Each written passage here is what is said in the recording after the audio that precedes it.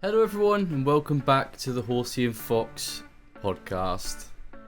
I'm here today with James, obviously. And yeah, we're here back again in 2024. We sure are. It's been a fucking hot minute since New Year. We haven't done one of these in Yes, Happy New Year, everyone. a couple of months. Happy New Year. When's the Chinese New Year? It's now, isn't it? I don't know. Oh, it's Yeah, wait. Well, I've googled it and I can't really. There's just fireworks going off, so it's very difficult to read it. The 10th of February. So yeah, it's just gone Chinese New Year. So Happy Chinese New Year. happy Chinese New Year, everyone. It's the year of the dragon this year. It's very cool. Is it really? Yeah. That's quite cool. We've got a cool animal this year. Last year it was something shit. What was? Yeah, like a rabbit or something, or a horse. It was year of the. It was. Year of what? Water rabbit. Water rabbit. Yeah. The fuck's a water rabbit? Dunno. Rabbit in water. My new favourite animal. Like it. Anyway, we're back again with another episode of the podcast, another Horsey and Fox pod. I think last year in 2023, I think it was a good year for sort of figuring out what we wanted to do with the podcast, sort of some different segments and stuff, and all of that, and as well sort of getting into a bit of a groove with it. I think by the end of the year, we'd sort of figured out a lot of sort of the direction for the podcast, which I think was pretty good. I don't know about you, but that's sort of I think so. We got some funny bits and funny bobs going on. That's for sure. Some funny stories, some funny dreams. Yeah, that's definitely for sure.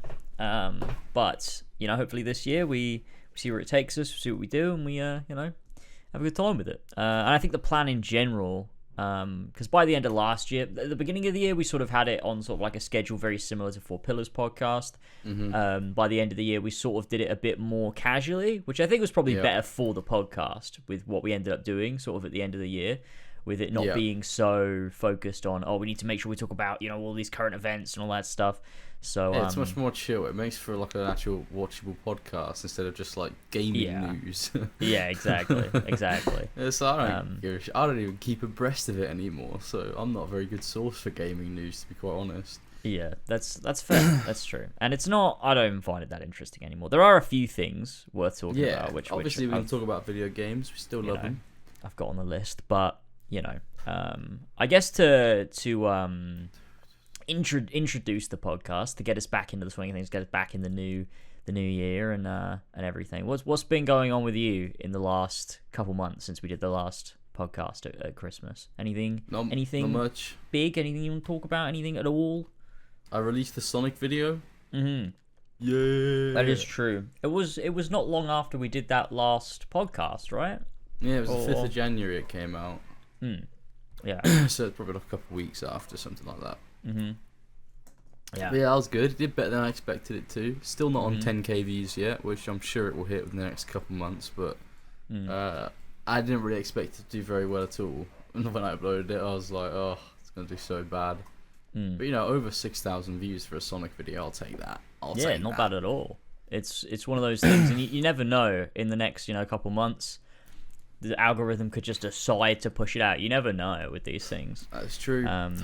Which is, what happened with like the Bolt video for me and everything, which is just these things just happen, and sometimes they just don't. But it was a great video. I really liked it. I sort of listened to it over the course of like a little bit, like a couple weeks, while I was taking Sora for a walk. It was really good because I don't care for Sonic Forces at all.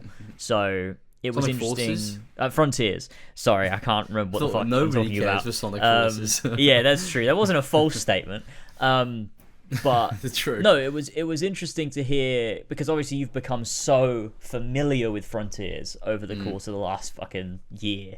So it was interesting to hear that perspective and all of the different changes they made too, which I thought were way more interesting than I thought I would think that they were. Which was cool to hear about. So it was, it's a great watch that definitely changed how I view it, even if I don't necessarily like the game. Really, It's not anything special, to be honest. It's Frontiers, but yeah. But it's Certainly definitely the better video than other definitely things. it definitely changed the way I look at it, or at least the sort of the feeling I have towards it. Whereas like, you know, I don't like Forces either, but Forces is like almost like they didn't even fucking try. Whereas Frontiers is like care. There was an attempt there. There was something. They were trying something. There was. I think it shows, you know, in the future, the next Sonic game will probably be good. Yeah. Maybe. Hopefully. I mean, you never know. I mean, there's that new one coming out, the Sonic Generations Sonic X Shadow. Whatever the fuck Yeah. Which they've released a game called Sonic X Shadow. What Sonic X Shadow Generations. Yeah, I don't know what that even is, to be honest. Is it just regeneration? It's regeneration. It sounds like a fucking Kingdom Hearts game. It's regenerations. Is it just generations but with shadow levels in it? I don't know. I saw someone mention it. Apparently it might be in the Frontiers engine, so not in the Generations engine, which is that's kind of cool. Interesting. I don't know, because in terms of like the boost formula and the levels, I always found Generations to have and Unleashed, because they're very similar, to play the best. Whereas Forces is fucked and Frontiers is fine, but I still prefer Unleashed Generations boost. Certain gameplay. Aspects of Frontiers that I prefer over Generations and Unleashed, but like, because Unleashed and Generations, they're very exhilarating, they're very quick, and they're very sort of they make you feel powerful when you're playing them, but you sort of lose a bit of the platforming maneuverability. Yeah, that is true. And so maybe what we'll see for the Shadow stuff in this Generations, whatever it's going to be, is maybe the levels will be a bit closer to the original Sonic Adventure 2 and, you know, 06 or whatever levels they pull from for Shadow, and obviously Shadow the Hedgehog, because obviously those earlier games, they're a lot more focused around platforming. They're obviously not as quick as the boost formula, so having the Frontiers engine, it might actually allow for the levels to be a lot closer to what originally there was, which you could say isn't great, because then what's the point? But I don't know. Yeah, I don't know. I mean, but it just kind of seems like a pointless game. I don't know. We'll see. I mean, I'm probably not going to get it. I'll probably just watch some gameplay or something and be like, wow, that's just stupid. There's just too many Sonic side games coming out, man. Yeah, there are a few. I mean, I've been playing the Sonic Dream Team, whatever the fuck it's called, yeah, on Apple Arcade, which it's honestly it's ridiculous that it's stuck on Apple Arcade. I hope it comes out on Steam or consoles at some point, because it's really good. The I like gameplay it a looks lot. very fun, sort of like semi-open areas. Yeah, it's like it feels like they've like melded the open zones of Frontiers with the regular normal Sonic stages. So what you've got is like these open like zones, but they're still levels, and it's like it's just quite fun, and it adds a lot of replayability, and with these challenges and stuff. I had a lot of fun with it, with what I played. It looks good. I like the art style as well. It's very cute. Yeah, and Sonic looks great in it too. He's got long quills, dark hasn't he? Blue long quills. He looks sick. He looks great. It's the best he's looked since, you know, Unleashed, I guess, or I don't remember what he looked like in what Generations. did he look like in Generations? I think he still had the. I feel like he was lighter blue in Generations. You know what, to fit in with the fucking with classic Sonic. I'm looking at it. Oh, I fucking hate they made classic Sonic his own character. Why'd they do that? It's so stupid. God, I can't he tell. looks really good in Sonic Dream Team. He looks really good. Yeah, he looks great. And it's pretty fucking cool. insane. Roger Craig Smith still sounds fucked, and I don't like his voice. Hey, egghead. Yeah, it's not. I don't like Baldy it. McNose hair. And also, Amy sounds so fucked. I depressed. When I was voice actor. when I was listening to your video on Frontiers, when Amy started speaking, like you played a cutscene, I was like, "What the fuck is that?" I had to check what was going on. I pulled my phone out at like rapid speed. I was like, "What the fuck is that?" That's not Amy, but it was. Yeah, I don't know what they've done. The new Rouge voice actor's shit as well. Oh yeah, she is as well. I miss when she was like, you know, sassy woman. Yeah, you know, from fucking Sonic X. Yeah, I think the only good new voice actor, or the only good voice actor, is probably Tails. I think that's the only from the one movie, that's good. Yeah. Which is good. Shadow sucks. The only one they carried over was was Tails from. It's not like Idris Elba's going to play Knuckles in the Sonic games. No, but I mean, when they were casting for the movie, they replaced all of the game voice actors for some reason, except for Tails. They didn't get like a celebrity for Tails. Oh, yeah. They're like, let's just use the game one for some reason. But then with Sonic weird. Why do they do that? Knuckles, and then I don't know who's going to voice Shadow. A lot of people are speculating it's going to be Hayden Christensen. What? Based off the in the movie. Teaser. Okay, yeah. That'd be pretty funny. Because in the new teaser, like you can hear his like laugh or something, and it does kind of sound like Hayden Christensen. Hayden Christensen, why? They should have got Dylan Sprouse to do it. You know, he's too busy. He's too busy with his Zora. Kingdom Hearts 4. Yeah. He's reading the script that Nomura's given him, and he's like, I've got to get my head around this because he's it's like, what? Friends and hearts and soul. I'm sure it's gonna be great. Darkness. But you know. Oh man, but yeah, Sonic's in a bit of a state at the minute, but I reckon he'll get better. At the minute, you know. Well, it has been for like the last 10, 15 years, but yeah, it's been a while, but that's okay. I'm sure the next one will be good. Yeah, that's the cycle. I'm sure the next one will be great. Yeah. But yeah, I mean, in terms of projects, you've posted you're working on your AC1 video now. Yeah, I am. It's a nice throwback. Yeah. I actually finished Assassin's Creed 1 today, so oh wow. I already had like everything up until Brand recorded and the notes for it back in May last year, and I just stopped for some reason to work on my Sonic video, I guess. Yeah. So I literally, most of the video is like sort of halfway done, I suppose. The game's recorded, the notes are done. Just have to write the script, then record it, edit it, and it's done. So cool. Yeah, it's going to be out probably within the next couple of months, because I mean AC1's a game I know like the back of my hand anyway, so writing it is going to be super easy. So this will be out quick. This is not going to take me like 9 months to finish. Yeah That's a nice feeling. It's nice to work on something you're familiar with. I always feel that working on an AC video, because it's like I know these games so fucking well at this point that it's not difficult to write those scripts up. Takes less research. Yeah, exactly. And so what I decided to do working on my Black Flag video, I've been working on since it must have been like just the tail end of December. That I'm sort of working through. I've almost finished the script. Well, I've almost finished the script. I'm on sequence 8 of my script. I forgot how many sequences there are in 4. There are 13, with a couple of little modern day bits obviously sprinkled in. With Melanie LeMay, the woman herself. My favourite modern day of all time. And I'm currently up to 60 pages on this thing. Which is, we'll get a big old long boy. It's going to be longer than my AC1 video, I think. I'm terrified, to be honest. But that was like 4 hours, wasn't it? It was almost 5. It was 4 hours and 40 minutes. Fucking hell. It did really well, though. So it did do pretty well. So, and I imagine a Black Flag video will probably do better, because it'll reach like a wider... Yeah, because everyone loves Black Flag. Everyone loves just Black Flag. Random man in the shop, in like the co-op or something, if you brought a Black Flag to him, he'd be like, I fucking love that game. Yeah, exactly. That's how I introduced this video too. I started off talking about how everybody knows this game and likes this game. This is the AC game that everybody has played at some point in their pretty life. Much, if you've touched video games, you've probably played Black Flag. It's like one of the widest reaching games that there is. It really is, to be fair. It's fucking huge. Everyone which is wild.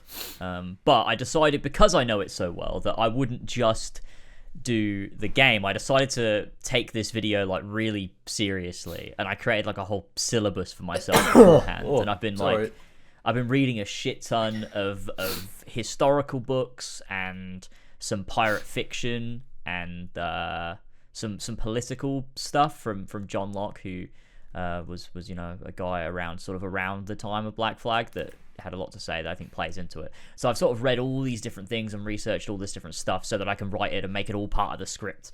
And it's been quite a fun process, to be honest. I've really enjoyed it.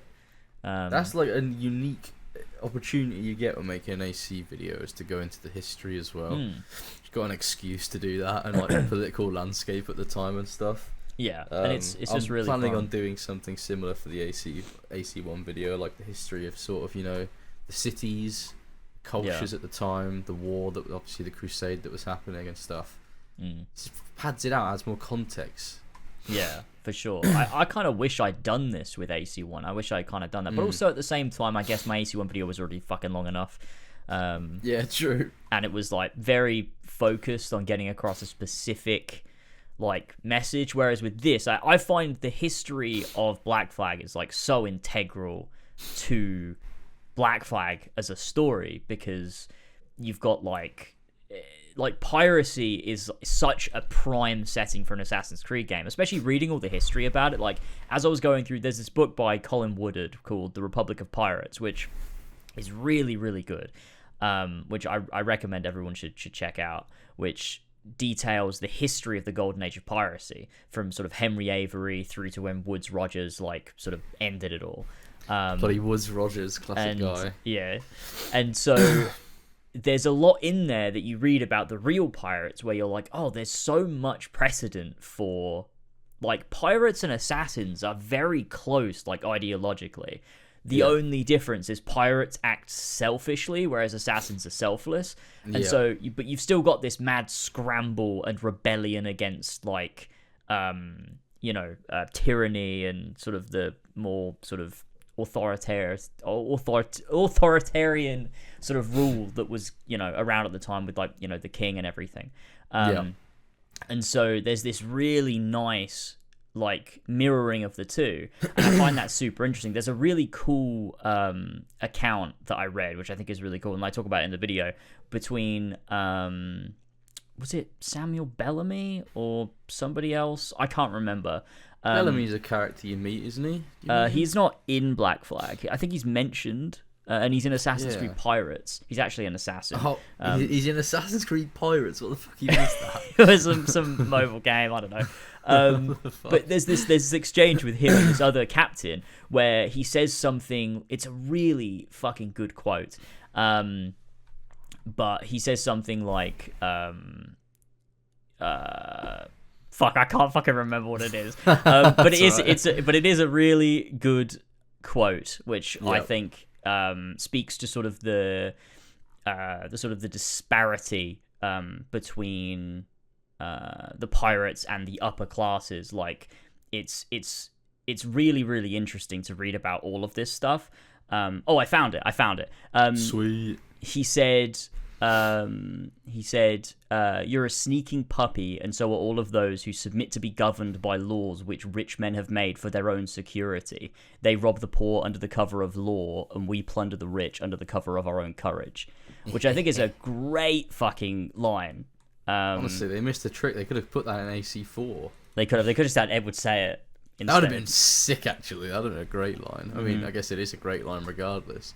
But there's some really good stuff, and going through it and everything, like, I think this video is going to be really cool. I just have really enjoyed immersing myself in all this stuff, and it's made it so clear to me that Black Flag is, like, the setting is not just this, it's not just so you can have a fun pirate game. I mean, it is that, but it's, like, there's so much more depth to it that just makes it... It's a really cool backdrop so to the Assassin Templar sort of struggle at that time period. Yeah, for sure. And it really plays into, like, Edward's whole journey, like the whole, like, Blackbeard's whole thing about in a world without gold we could have been heroes is, like, such a great line, because it's like, without, like, what they're fighting for is right, but it's like the greed aspect of it is what held the pirates back from doing something really meaningful. Yeah. But you see Edward become an assassin. It's like this, this really important moment, and I think that's really cool. But what a game! I definitely can't wait to replay 4. But I was thinking last night, I really want to replay 3 soon and do a video on that. Interesting. I was thinking, like, I've forgotten what I disliked so vehemently about that game. Like, for many years, we sort of decried it as the worst piece of anything ever, but I forgot why I dislike it so much, or why I did at the time. I feel like if I play it again, I'll actually really like it. So AC3 will be an interesting time to come back to, because I genuinely haven't played that game in probably nearly, I don't even fucking know how long it's been. It's been a long time. Yeah, I think the last time I played it was when the remaster came out. I streamed it, which was 2019. That was early 2019. So it's probably been 5 years since I last played it. Yeah, I haven't even played the remaster. Like, the last time I played AC3 was the original. Yeah, that was God knows how long ago. So definitely looking forward to that. It could still be terrible. I might play it and just feel like, yeah, this game is awful. But I remember there being some things in there that are actually really appealing. So yeah, I think there are some good like little nuggets of stuff in there. It's just a weirdly like misstructured game and weirdly paced, and it also does this weird thing where it focuses way too heavily on actual historical events rather than like using them to make a point. It just sort of has you play them, and it's like here's the Battle of Bunker Hill. Yeah, it's like, what does this contribute? Why is this? What am I doing? I'm going. Connor literally wins the war for George Washington. Yeah, it's a weird one, but I think there are some merits to AC3 for sure. Yeah, I think the Native American stuff is quite cool as well. And yeah. I'm going to try and be a little bit less harsh on Connor as well as a character this time around. I'm going to look at it with a fresh pair of eyes, because we gave him a lot of shit, but I think there is some cool aspects of Connor's character as a protagonist, even if he is a little bit dumb sometimes. But we'll see. We'll see what conclusion I come to when I play it. Yeah, that'd be interesting for sure. Definitely. Yeah. Cool. Well, that's everything we're working. Is there anything else you've been playing in the meantime that's like not for a video? You've just been playing it. I spent a lot of time replaying the Last of Us games. Oh yeah, I saw you were tweeting that. Yeah. Yeah, like I played, The Last of Us Part 1 on moderate difficulty just to get the platinum and stuff, because there's no like grounded trophies. But I played The Last of Us 2 on grounded. God damn, it was amazing. It was so cool.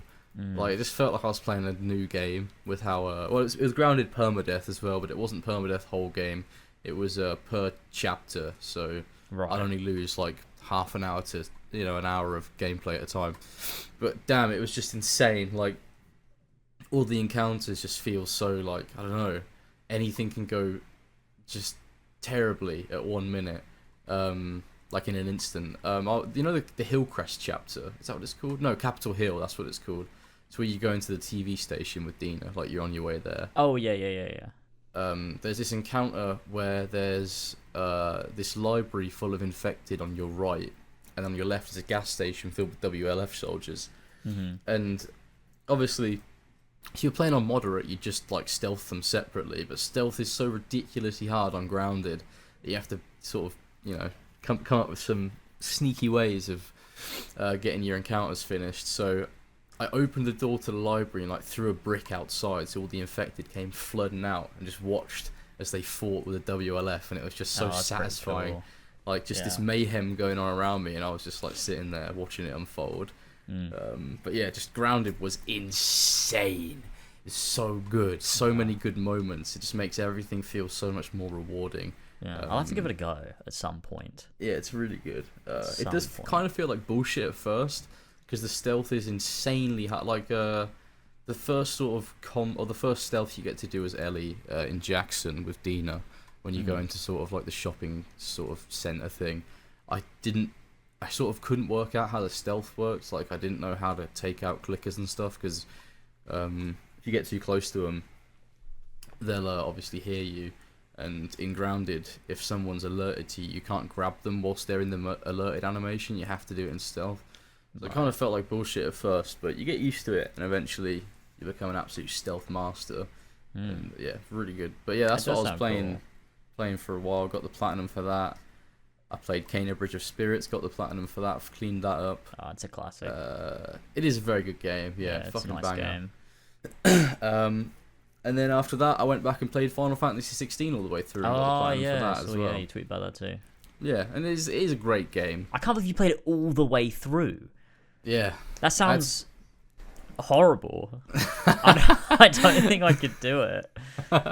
It's better than you remember it. I remember when I was starting it, I was like, ugh. I was like, I'm just doing this for the fucking trophy. But I really got back into the story again, and I was like, fuck, it actually made me remember how good of a game it was. Even if there's a lot of sort of schlop in between sort of the main big encounters. Yeah. Like, there'll just be some random quest, sort of a main quest objective where some characters like, go and kill this miscellaneous thing for me over here in Rosaria and come back and give it to me. And it's like, that's not a main quest mission. What is this? This is like a side quest. Yeah. But for the most part, does the do game's that. genuinely really good. It hits all those character moments, and I like it very much. And it was fun to Cool. get the platinum. And I also played Echo of the Fallen as well, the DLC. Oh yeah, the DLC. I haven't played that. How was it? It's cool. Yeah, the dungeon is really good. The story is not very interesting whatsoever. Because it sort of slots in just before Clive goes to Origin to fight Ultima. Right. Which is sort of weird because it's like, the world's about to end. Ultima's in Origin, gathering his power. They're like, all right, we've got to leave. And then Karen's like, nah, I've got these dark crystals that you've got to look into now. And you go on this whole tangent just before Ultima, weird, which is a bit weird. Like, you can only unlock that questline just before the end of the main story. Is there a reason for that? Fuck knows. Why couldn't it have been done like 20 hours before? Maybe because some of the stuff the characters say throughout the DLC implies they have a larger understanding of Ultima. So it's like they could only have that knowledge if it was at this point in the story. Is that stuff good enough for that to be like for them to have to have done that? Yeah, no, it's not. The story really, like, honestly, the DLC gets good when you get into the dungeon, and there's a really, really good final boss for it, which is really cool. But yeah, the story's not very interesting whatsoever. And I imagine it'll be the same for the next DLC they're doing, whatever the fuck it's called, which will probably have Leviathan in it or something like that. Oh yeah, it does. Knowing them, which just if that's also set just before the end, then it's like, so they went on these two other separate whole adventures. Yeah. I think it would have to be set just before the end as well. I think it would have to be. Yeah. Because... Oh god, in Echoes of the Fallen as well, the reason why they go to... Oh, I don't know if you want me to spoil it or not. Nah, yeah, you could spoil it, I don't care. The reason why they go to the Fallen Ruins is because there's another Mother Crystal in there. Oh. But it's like a fake Mother Crystal that the Fallen created. And the Fallen are the ancient people that aren't around anymore. Yeah, the ancient humans that are left over. Yeah, there's some really cool like technological aspects to the DLC. That's fun. Shows the technology of the Fallen a little bit. That's quite fun. But yeah, overall, it's not very interesting. Yeah, classic. Really classic cool Final dungeon Fantasy though, 16. for sure. But yeah, that's what I've been playing recently. Cool. Pretty That's much. good. That's nice. I've sort of been jumping around from thing to thing since the beginning of the year. I've played like a few different things, but I think main thing that I played recently that I finished was Dark Souls for the first time, which was such a fucking good experience. And I'm glad I waited so long to play it, because I don't think I would have enjoyed it that much if I played it, a couple years ago or even a couple months ago. I think I really needed to have played Bloodborne to appreciate it. Bloodborne is the gateway drug. Bloodborne, the way that it's built and the way that it it's a way more forgiving game in a lot of ways. But it's also it's just designed in such a way that it just helps you understand how to play. And I really appreciate that, because when I came out the other end of Bloodborne, I was like, okay, I actually understand what I'm doing now. I get this properly. Whereas in Demon Souls and Elden Ring, I just didn't. I felt like I was just bashing my head against a wall until I won. Whereas after Bloodborne, it was I actually felt like I understood it all better. So going into Dark Souls, Dark Souls was really easy, to be honest. There wasn't really any point in Dark Souls where I was genuinely struggling. I died to some bosses a few times. The only real roadblock was Ornstein and Smough, which is a classic. It is, yeah. But even then, I did it relatively quickly, and my run where I beat them was so cool too. It was genuinely really elegant. Yeah, boy. But yeah, overall, I didn't have a lot of trouble. The toughest areas for me were catacombs. The depths was pretty fucked. Blighttown. See, Blighttown, I was I didn't really have much trouble with it, to be honest. It's just kind of depressing. It is quite easy. It's a very small area, a lot smaller than you think it's gonna be. Yeah. And it was, it was pretty good. I got to the end. I was like, that was quite nice. The only other one that was a bit of a bitch was Tomb of the Giants, which is fucked. That is designed so fucked that they decided to put that in the game. Everybody knows this, but the whole second half of Dark Souls is way weaker than the first half of Dark Souls. Like, it loses all of that interconnected nature, and it relies a bit too heavily on gimmicks and stuff. But it's still good. Like, it's still good fun. It's less of a Metroidvania. Metroidvania loadout, I was going to say then. Layout. My favorite build in Dark Souls is the Metroidvania loadout. It's so epic. Jesus Christ. But no, it was great. It's a great fucking game that I just had so much fun with, and the vibes were there, and it was just like... I think it's one of those games where, like, I felt it playing, like, AC1 as a kid. As much as I loved AC1 when I was younger, like, Akka always, like, made me feel fucking depressed. It always made me feel like shit. And, like, I appreciate it way more now, and I really like it. But I always felt like that's what Dark Souls would make me feel like. It would just make me feel really depressed, and I kind of just want to get it over with. But I actually really enjoyed, like, sort of existing in the world and going through it. There's this, like... It's obviously oppressive and like it's dark and everything, but there is this sense of like hope that is just throughout the whole thing. Whenever you meet an NPC or whenever you light a bonfire, like there is this feeling of like, oh man, I did it. And there is this like, especially when you go back to Firelink and you've got a bunch of different people there and all these like, you know, people that become vendors and good old OG really Firelink. It's so good. It's such a fucking good game. And I loved it. It's so great. I imagine it's one that I'll replay down the line. Final boss is really cool as well with Gwyn, or whatever his name is. Like the piano music in the background, like he's swishing his flaming sword around. It's so good. It's so cool. Just the way of the like first flame is such a fucking cool name as well. It's for an so area. Good. Like you get there and it's just everything is just like it looks so like just decrepit. And when you enter the boss arena, like there's no cutscene like there usually is. Like it's just the music begins to play, you start the fight. It's not that tough, you know, and then Gwyn is gone and dies, and then you get to make your choice and do the ending, and it's like it's just so powerful with how subtle it is. The flame? I did the dark ending, so I did not. I left. That's the thing. That's actually the good ending, though. Which? Not linking the flame. Yeah. Well, I think. I mean, I don't think either are like good, but I felt like perpetuating the Age of Fire was like wrong. I just felt like the other one made more sense, and I think that like Kaith or Karth or whatever his name is, the fucking serpent boy, made a really good case for the dark ending. So I was like, that's the one. I want to go with that one. It feels right. I mean, relinking the flame just leads to like Dark Souls 3, and once you play Dark Souls 3, you'll fully understand why relinking the flame repeatedly is such a bad idea.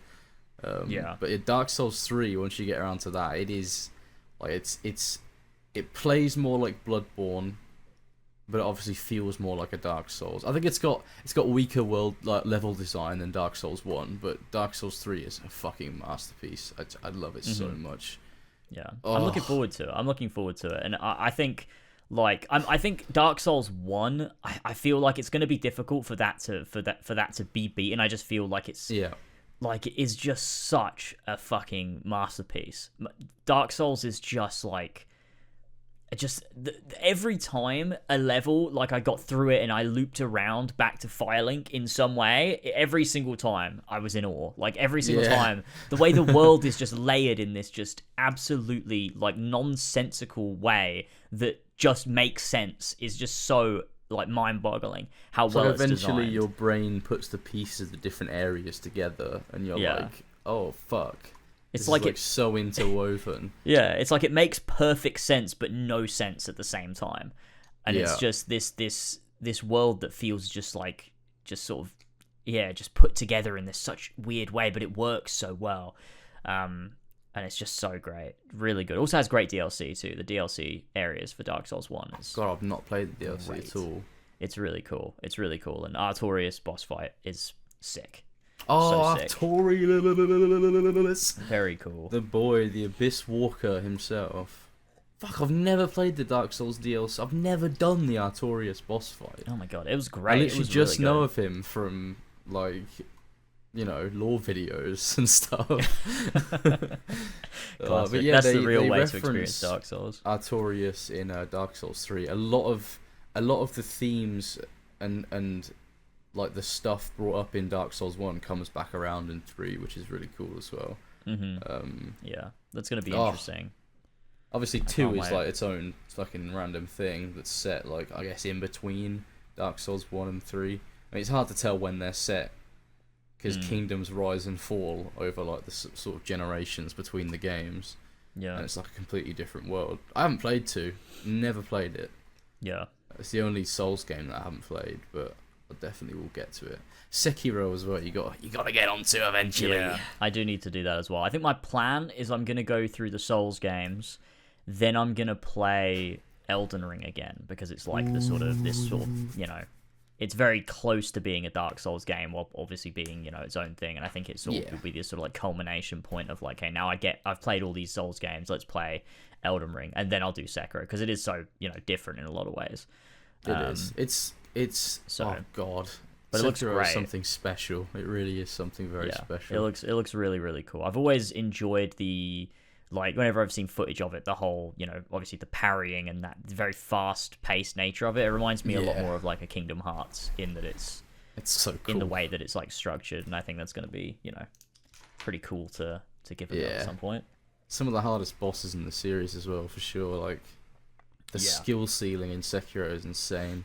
It's like not only do you have the parrying and stuff, but you've got like the shinobi tools that he can use, and you switch them out and use which ones are better on certain bosses, and you can upgrade them, and it's really cool. Yeah. You got the cool fucking, what's it called? Grappling hook as well. Oh yeah, the grapple hook, and there's a little bit like a stealth. Stealth mechanic in there too. Like, there is bits and bobs of stealth in there, which is quite cool. But yeah, banger. Yeah, for sure. You need to platinum that one, definitely. Sekiro's on the list of games I want to platinum. Yeah. Yeah. Cool. Bloody cool. Yeah, alright, well I guess that's sort of the updates out of the way, what we've been doing, what we're up to, plans and whatnot. I have a couple topics here, a couple little things to talk about that have like come out or sort of been a topic of discussion over the last like couple of weeks or whatever. Yeah. The first one is the Netflix Avatar show, which I have tweeted about a bit because it's like really pissing me off. It's really bothering me. Looks really shit. Really grinding my gears.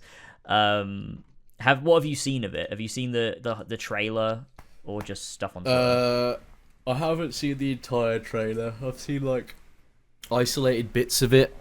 I just don't really care for it at all. Like I wrote it off as shit. So like, as soon as it got announced, I wrote it off as shit, to be honest, because I just don't need live action Avatar. I don't need it. I've got the animated series. It's like one of the greatest animated shows ever made. There's no topping it in live action. It's unnecessary. It's completely unnecessary. Like, animation is a valid medium to tell a story in. Why do we need... You don't see, you know, the opposite. You don't see a live action show or movie or whatever and go, oh, let's turn it into an animated one. Game of Thrones, the animated show. Like, why does it have to be the other way around? And when they do it, it's usually like a spin-off or like something that it makes sense to do that. Whereas, like, it's weird that we always get these adaptations, these live-action adaptations of animated shows, when it's like, just what's wrong with it? Why do you need to do that? Like, what's the point? I just don't know. I don't know why they went for they saw the movie and the success of the movie, and they were like, oh, let's do that again, but we'll make it a series this time. Yeah. And it just looks like shit. I've heard things that I don't like about it. Just not interested in it at all. It's just... I'll probably watch it, though, just because I want to see how bad it is. I will not be touching it. I respect I'll my watch, time like, the these first days episode. Too much. I can't do it. I mean, maybe it would be like... Maybe I could make a video on it. But maybe what I'll do instead is just make a video on the original show. True, there's so much more to unpack there. Yeah, it's very odd, like, reading some of the things they've said about it, and it just keeps getting worse every time they talk about it. Like, they've decided to get rid of all of Sokka's sexism, so now that's not an arc he undergoes for some reason. Like, it was quite wholesome when, you know, there was that he finally learns from his mistakes and he like gets trained by the Kyoshi warriors, and there's like, you know, he puts on the dress and like the face paint and stuff, and he doesn't feel embarrassed by it because he's like, well, you know, not sexist anymore. Yeah, exactly. And if he just starts off like that, then it's like, what's the point? The whole idea is that he has to learn a lesson, and like that like that sort of starts the trajectory of his whole arc that continues for all 3 seasons of the show. Like, it goes from him being sexist and insecure in himself and like what it means to be a man to, by the very end, like, you know, you've got the, you know, when he crafts the sword and everything, like, he finally sort of becomes the man that he's supposed to be, that he didn't understand at the beginning of the show. And it's just so meaningful, and it's all started because of that, you know, because of that. And it also teaches a lesson there too, where it's, you know, sort of a subversion of that and everything. I don't know, it's just such an odd thing to change, and deciding to I mean, it's like, it's not like Sokka, you know, he's a fictional fucking character. He can be sexist for like a few episodes before you know, let him you know, go through his arc where he understands that that's wrong. There's nothing wrong with that. Especially when you're actively condemning it, and it's never played for like, oh, Sokka's so right. Like, it's always the opposite of that. Like, it's always played that he's being an idiot and he's wrong, and then he learns that himself, and it's like, that's meaningful. That's good. That's good writing. Why would you seek to change that? And stuff like, what did they say? They removed Katara's gender issues, is what they said. I don't know what that means. I don't know what the fuck that means either. I don't know what that means. I think it's because she was a very motherly character. She sort of holds the group together. Yeah, and it's wild because it was that wasn't her only trait. She was also an incredibly powerful waterbender. Like, there's nothing wrong with her also having that maternal side too. It wasn't like it was a bad trait either. That's not a bad trait for someone to have. Yeah, I don't know. I really don't know what their motivations here are. It's saw really that weird. Aang is also not going to want to veer off from his task and go do the side quests they do. Like when they go and ride the big fish. Yeah, the big, just not in it. Koi. Yeah, that's removed great. now, which is, that's a whole thing. And they're also doing an episode dedicated to the genocide of the air nomads, which is fucking insane. I finally get to see Master Gyatso killed. I'm so happy. This is what I wanted for so long.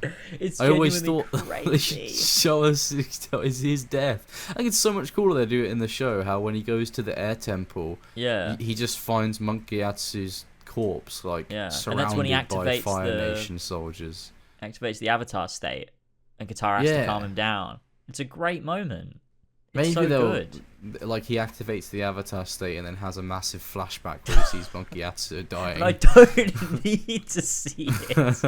Nah, it's stupid. It's fucking stupid. It's so weird. It's like it literally is like this whole sort of, the way that modern media likes to change things is, they heard in the opening like credits when Katara says everything changed when the Fire Nation attacked, and went, oh, do you know what? That should be a whole episode. We should explore that. It's like, no, that line is fine.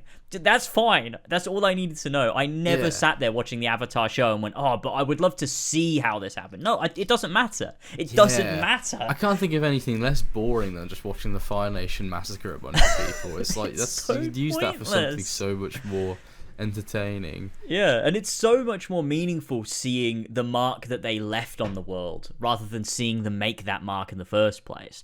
Actually seeing the remnants, like when you go to the temple and everyone's dead and you have to experience the aftermath, that's so much better than just experiencing another war scene.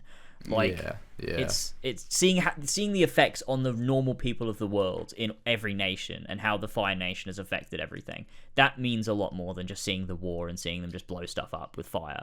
Yeah, it's stupid. But you know, that's a Terrible whole show. See why the original creators left. Yeah, definitely. Yeah, and they're working on their own stuff, like the Korra movie and the Zuko solo film, and are they things? They were leaked.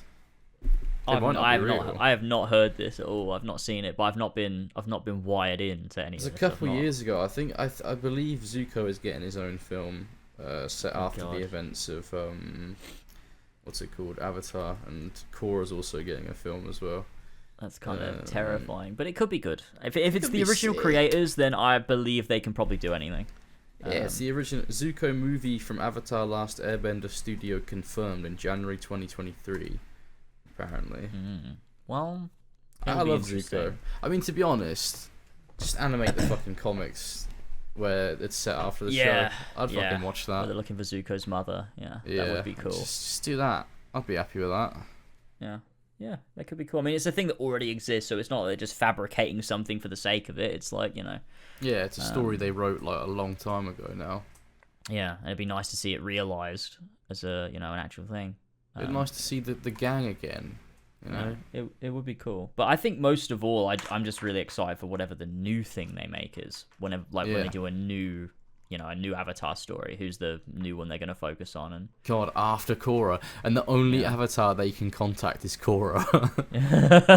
Because fucking Korra broke the lineage or whatever. She fucking shattered whatever the fuck. It's like she can't speak to anyone anymore. Yeah, that is true. This new Avatar is just like, alright, this is just one woman.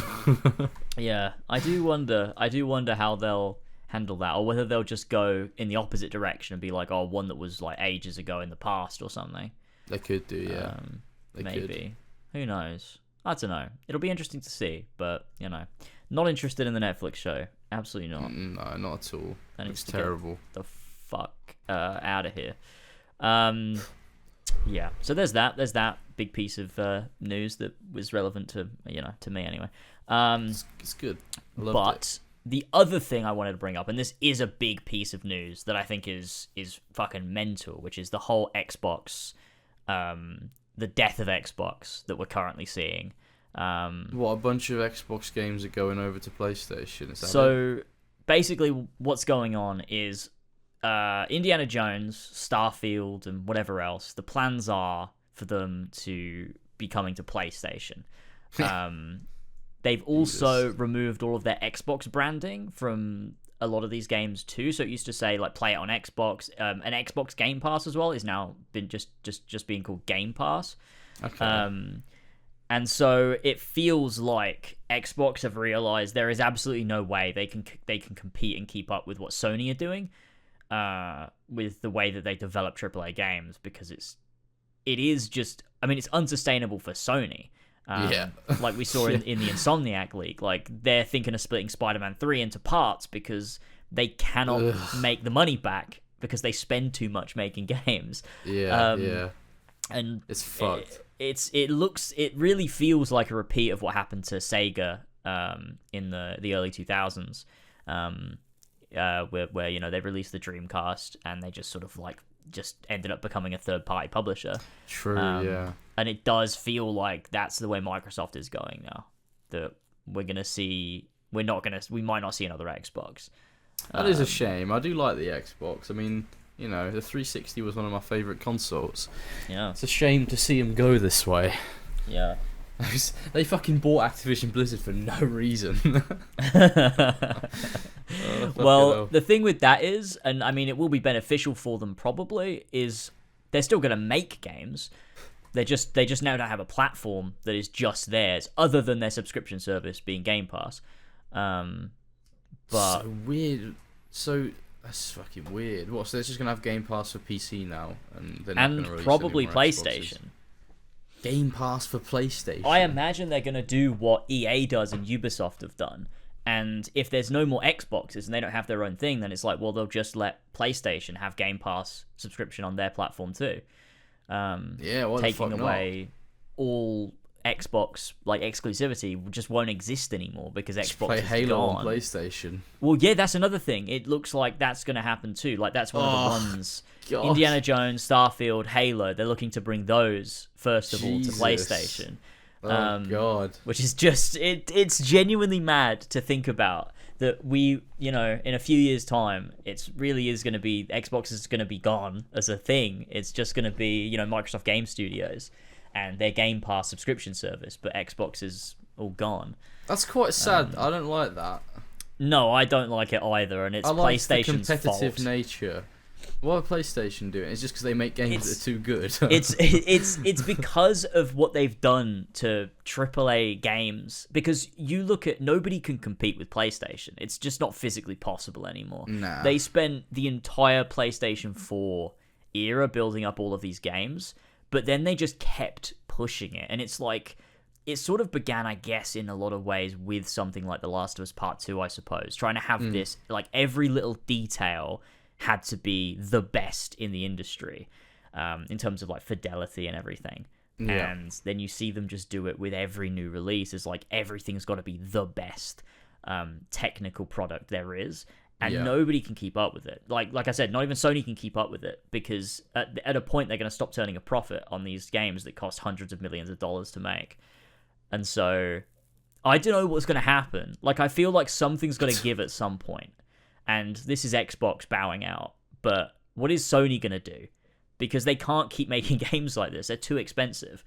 So I have no idea. Like, it's one of the reasons why they've started putting their games on PC, because they need more money. Because they've got to turn a higher profit. So maybe we'll see the end of exclusivity at some point soon. Yeah, well, I mean, that's really, I guess, one way that it's got to go. But without an Xbox, PlayStation can only put their stuff on PC, which they're already doing anyway. Yeah. So, I don't know. And there's rumors as well. No more games. No more games. It's over, actually, which might be a good thing. I don't know. Their plan is to... It looks like they also... Despite Nintendo don't see Sony as a competitor, or Xbox, like Nintendo haven't for a while seen them as competitors. But Sony still clearly sees Nintendo as a competitor, because they want to put out a console that can rival the Switch. Which they'll never do. Their own, thing. And that's the thing. Nobody is buying a Switch over a PlayStation because it's better. They're buying it over a PlayStation because they don't want a PlayStation. So, like, it doesn't really make sense. Like, they might release a handheld that can play, their PS5 games or whatever, which would be kind of mental. But if they do that, then it's like, yeah, it exists, and I'll probably buy it because that's pretty cool. But it's not going to compete with Nintendo in the way that they think that it will, I don't think. No. People aren't buying a Switch because it's portable. They're buying a Switch because it has Nintendo games on it. Yeah, and it's not like there is enough crossover there, whereas with an Xbox there is. It's like people do think, oh, should I get an Xbox or should I get a PlayStation? Because they do similar things. They are competitors. Whereas Nintendo isn't. Like, you're not buying a Switch instead of a PlayStation. Like, the only reason you would do that is because you actually want the Switch more, because they offer completely different things. So it's an interesting one to see, and I just it's going to be weird to see what happens to, I mean, AAA game development in general, but also Sony as a publisher and a hardware manufacturer as well. God, it's all in a bit of a pickle. It really is. It really is, and it's been wild. And they're revealing it all, like they're talking it through or something on the 15th, which I hope this goes out before the 15th, because I don't want to this to be dated really badly. But they're doing it in a podcast for some reason. Like, it's not even like a press event or anything. They're doing a podcast segment where they discuss the future of Xbox, which is kind of weird. But God, what if they're afraid of fan reactions? They don't want to do it live. They're like, fuck it. I think they probably, I think they probably are a little bit worried, because why, what would push you to do this other than they physically can't turn a profit anymore, and it's not worth their time to make consoles because PlayStation have just man, that's so sad, beat them out of the whole game market. But it's kind of crazy too, because it's like Sony in that way is just becoming this huge monopoly in the video games industry. They're becoming the Disney of video games, in that every game is going to be on a PlayStation. You can play every game on PlayStation except for Nintendo.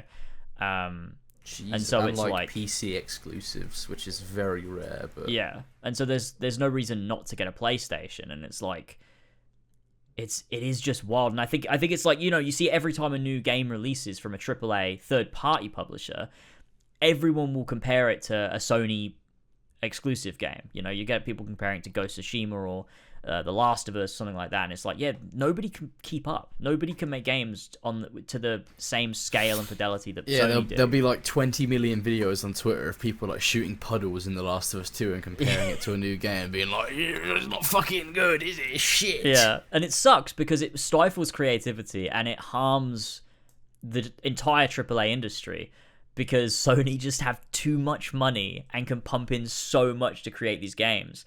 And it's just, you look at a company like Ubisoft.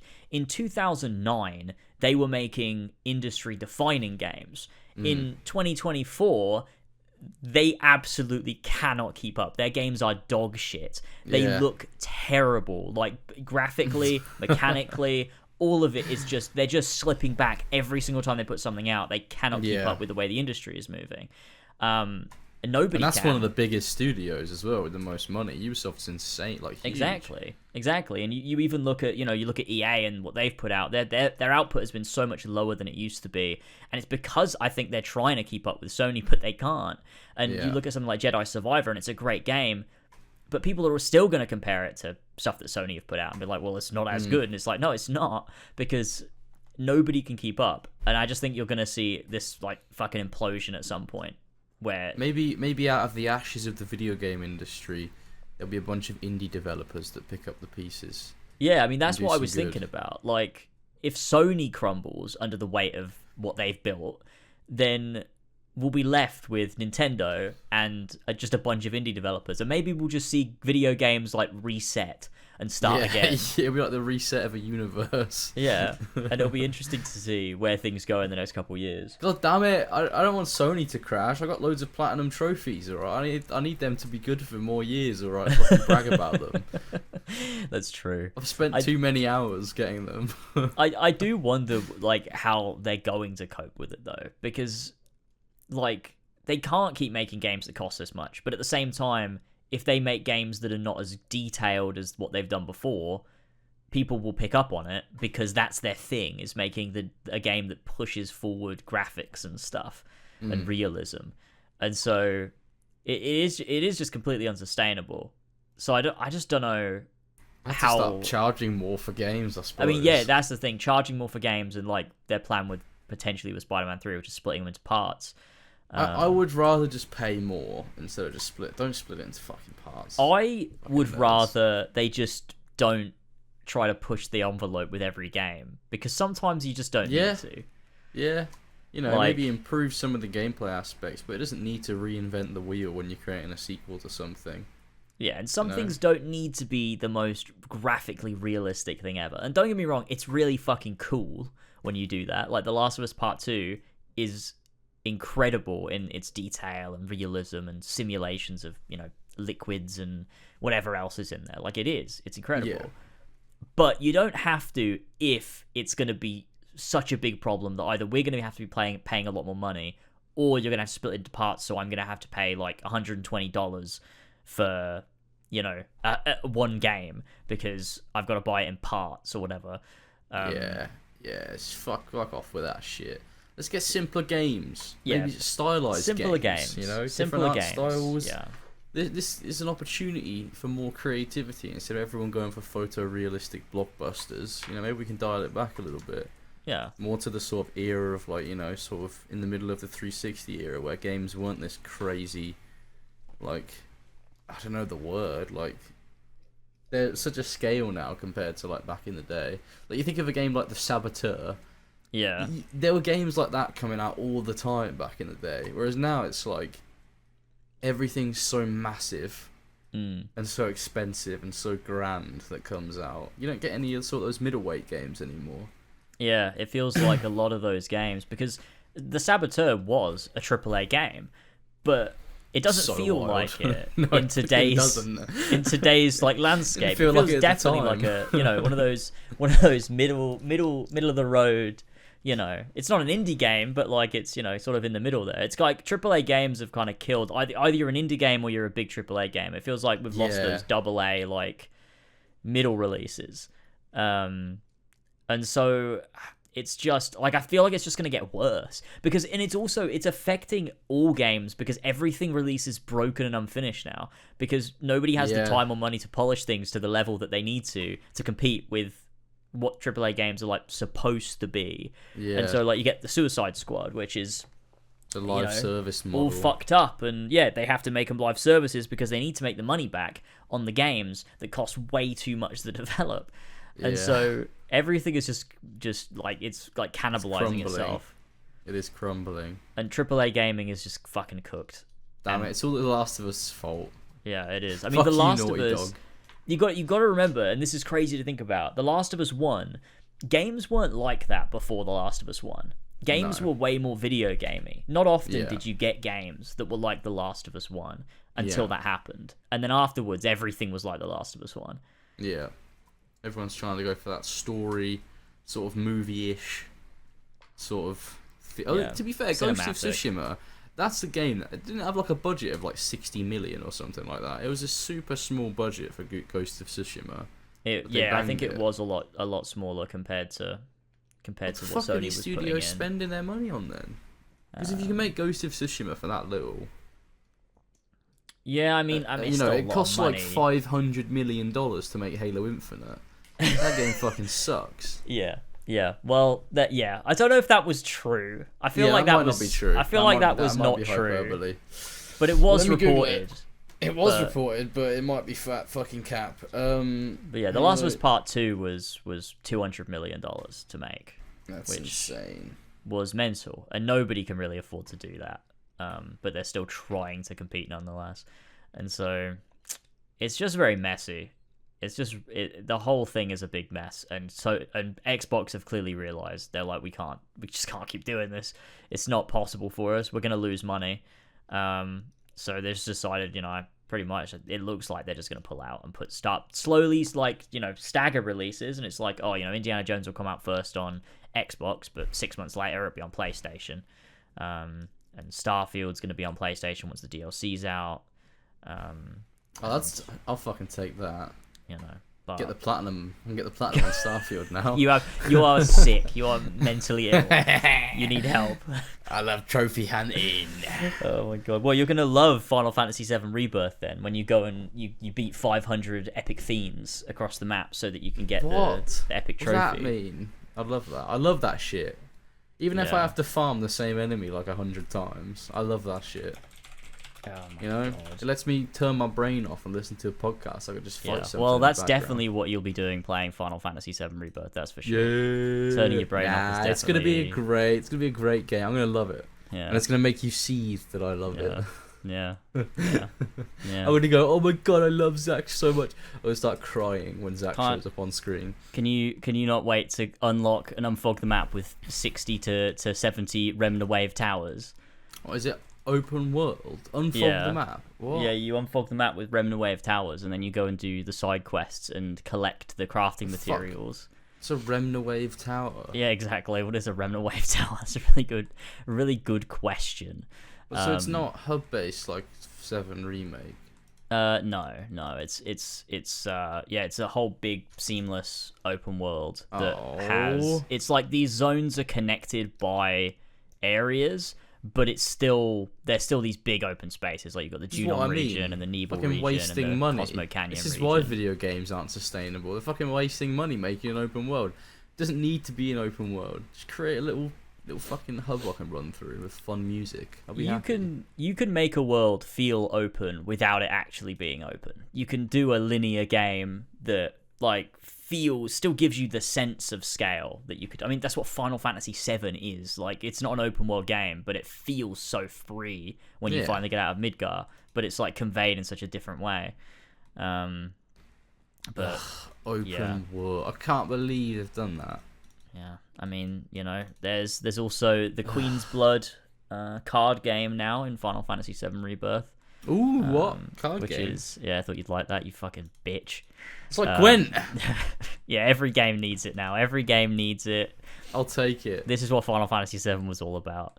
No, I will also eat up the card game as much as I'm going to be a complete hypocrite. I'm gonna criticize it, and then I'm also gonna, exactly. But I spent play the shit out of it. Many an evening playing Triple Triad on Final Fantasy 14. So, but I also am mentally ill, so exactly.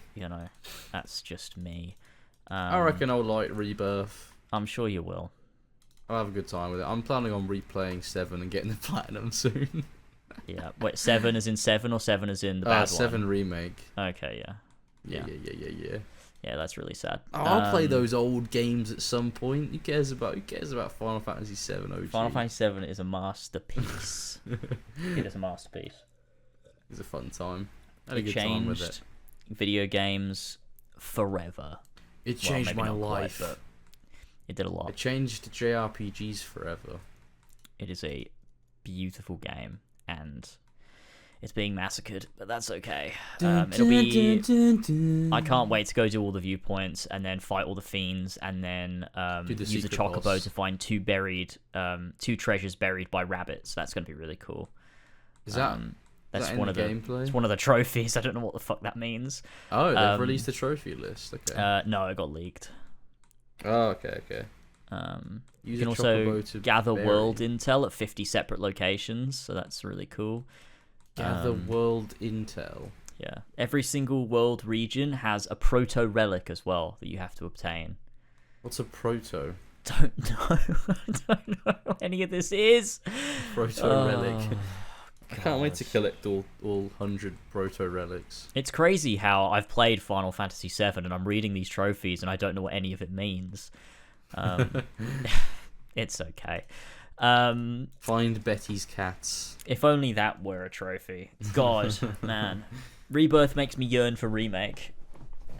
That's how I feel right now. And it's crazy because if you watch me play 16 and watch me play Rebirth, you'd probably think I like 16 way more, and that's not true. I think Rebirth is going to be a lot better than Final Fantasy 16. I just care more because I like Final Fantasy 7 so much. I don't care as much about Final Fantasy 16. So but yeah, it's not like 16 is a remake of something that came before. It's no, just its own thing. It's just its own thing, and that's fine, and it has issues, but like whatever. I just don't care enough about it, and I do think Rebirth is going to be better, especially on like a gameplay front. There's a lot of like cool stuff in there. I think for me, like it's party aspects, stuff like that. Yeah, compared to 16, I think it's just for me. It's not that I think Rebirth will be a badly made video game. I don't think it will. I just don't think any of it should be in a Final Fantasy VII. It just feels wrong, and it just feels like it misses the point. And it's difficult for me to explain it because people just don't get it. They're just like, oh, it just doesn't matter. It's going to be great fun. It's like, yeah, that's fine. But it's the same way I feel about AC1, where it's like, if people wanted AC1 remade, I'm sure they would want side quests and this and that. And it's like, that's not the point. That's not the point. That'd be awful. Yeah, it's like that's I the don't only need way. Altair doing side quests. Exactly, it would not improve the game. People would think it would because more content means better, but it wouldn't. Like that's the only way I can try to rationalize it for people that maybe don't get my perspective. Is that if you're a big fan of Assassin's Creed and you understand Assassin's Creed 1, imagine if they remade Assassin's Creed 1 but it played like Valhalla or Odyssey or something, or even if it played like Brotherhood, it would still be wrong because that's not the point. It's not the point of those games, you know? You had like Assassin Tombs in the AC1 remake. Yeah, it's like it makes no sense. It makes no sense. AC1 is focused for a reason. That's the point, and it just everything else. Well, it's a detracts very from linear game. AC1, it's just set in large spaces. Yeah, which took me many years to realise, but it is not an open world game, really. I mean, it is.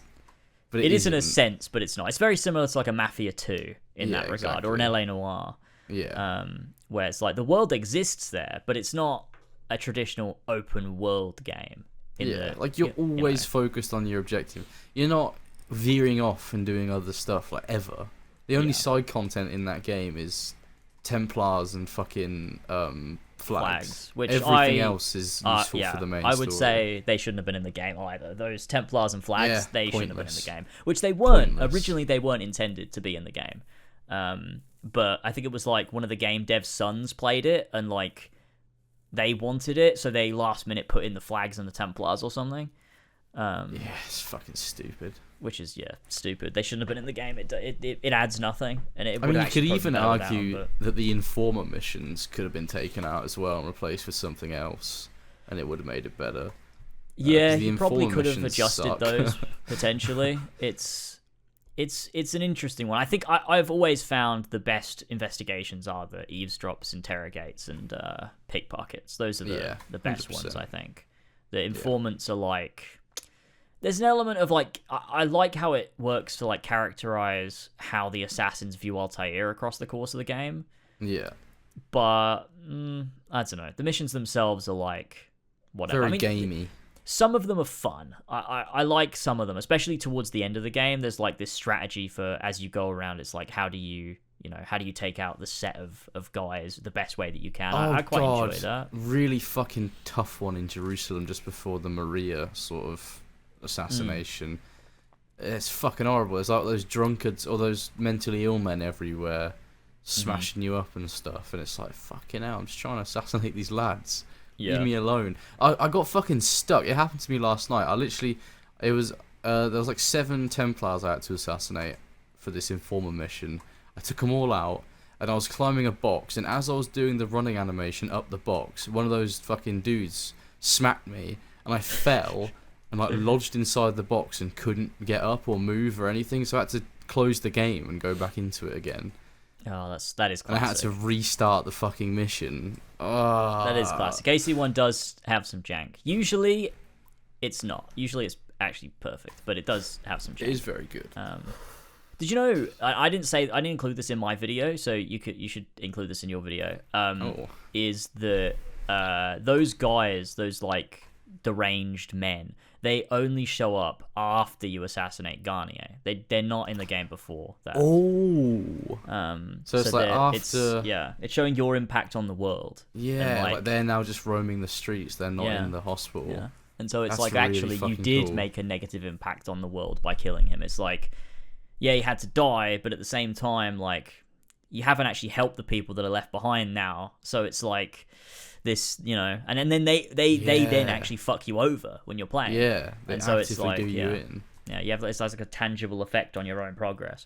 I think that's really very cool. But I didn't include it in the video because I didn't know that until after the video, and I got I'll comments definitely saying putting it. that in. Yeah, it's cool. It's a cool detail, that is. There's so much sort of research I've got to do on AC1 though. Like the emails as well, fucking hell, because I'm going to be going through all the emails in my video and just... Oh, the emails. I need to piece them together. I did that too. There's some really fucking cool stuff. I miss when Abstergo was like a faceless corporation. It almost felt like it was like something from like SCP or something like that. Or it was like this super secret organization that was like handling stuff behind the scenes and like not really anyone knew about them. But you get to like Black Flag, and it's like they're an entertainment company, and it's like it's fucking shit. Yeah, Black Flag's modern day is fucking horrific. Like, actually, genuinely atrocious in so many ways, and it really bothers me how bad it is. It has some positives. There are some positives, but overall, they had the right it's idea rough. with the mystery and the uncovering the mystery by exploring the office and interacting with stuff. It was very cool.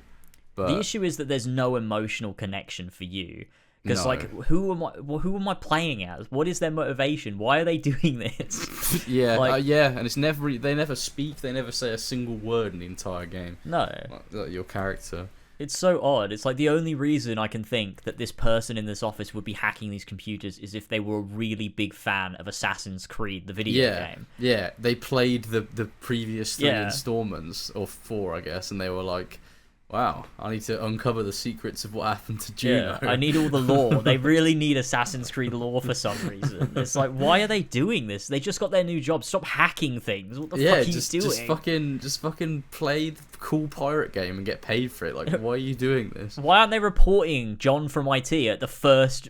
Like John the first time they notice, like, imagine if you got a new job and the IT guy contacts you and goes, "Oh, go hack this computer for me." Would you do it, or would you go to your manager and go, Yeah. "I don't know about this guy in IT. I think he's a bit dodgy. He just asked He me to wants hack." me to hack your Like, system. what? And he fuck is also going looks on? just like this dude in the anime, so I don't know why. He looks just like him. That is true. That's classic. Oh, the sages, the classic How did sages. he get a job in the Abstergo? He's a sage. How did Abstergo not know that he was and be like, "You're not getting a job as a fucking." That's a As a really, fucking, really good question. Actually, Not getting a job with us. You're going in the fucking test tube so I can test you. Yeah, how'd they not know that he was a sage? They just must be really fucking bad at their jobs. Well, I guess it's because nobody knew about sages until you play Assassin's Creed 4 Black Flag, and then they're introduced. I True. guess. True. But then, like Torres and everyone knows about sages because they're tracking them down. So did that information just get lost across And they time?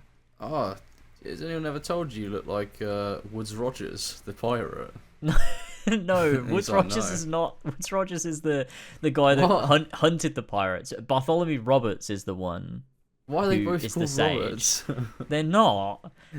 Woods Rogers and Bartholomew Roberts. Those are shit. different names. It's not the same name. Shit. Oh It's been many years since I played these games. Alright, fuck off. Oh god. Jesus Christ. But how are we talking about Black Flag again? How's that? But yeah, that's Assassin's Creed 1 to me is the same as Final Fantasy 7. Oh yeah, we were talking about that. Yeah. There's another one. There's another game that I feel is really similar to me, where I'm like, oh, this is really everything in the game is so purposeful and intentional. Resident Evil. I don't think it's Resident Evil. Actually, I think it's Dark Souls. I think that's the one I'm thinking of. Oh. I think it's Dark Souls. Dark Souls, Final Fantasy 7, AC1. Those are the games where I'm like, everything in this game is so purposeful. That's why Elden Ring bad. Nothing was a mistake. Nothing. No single thing was a mistake here. Every single thing was on purpose. And I'll tell you what was a mistake. The true. fucking Capra Demon fight in Dark Souls 1. That was a fucking mistake. I beat him. I beat him my first try really easily. I had to fucking cheese it. I had to like sit in the corner so he'd like fall off the edge and keep coming up the stairs again. He's got those two fucking dogs with him. Weirdly, I just accidentally became really overpowered by like in Dark Souls. But I wasn't like grinding or farming. I just was playing the game, and I was just really powerful. I beat the Bell Gargoyles. It took me a combination to beat both of them. I think it took me like 6 hits, and they were both dead. Oh fuck! Jesus Christ! I don't know. I was just playing the game. I have no idea how I got so powerful.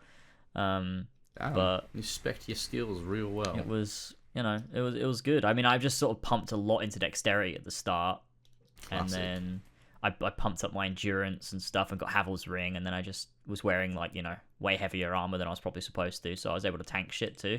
Yeah, it was just great. It was great. A good time. Really I love Dark Souls 1. Need to replay it at some point.